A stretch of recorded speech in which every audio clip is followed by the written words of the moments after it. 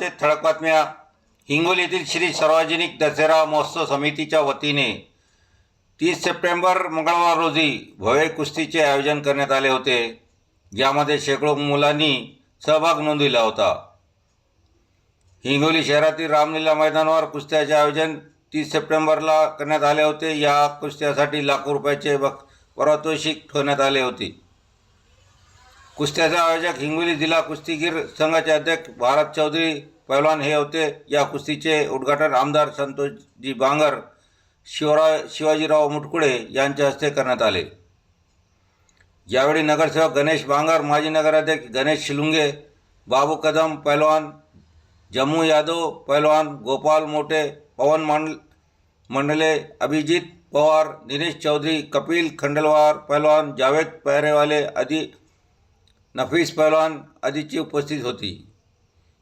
या कुस्तीगिरीसाठी प्रथम पारितोषिक मानाचा फेटा, चांदीचे गदा 51,000 रुपये, द्वितीय पारितोषिक 31,000 रुपये व तृतीय पारितोषिक 21,000 रुपये ठेवण्यात आले होते.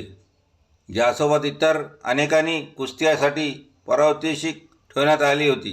या कुस्तीकरिता 11,11,000 रुपयाच्या पारितोषिक विजेते मालकरिता ठेवण्यात आले होते.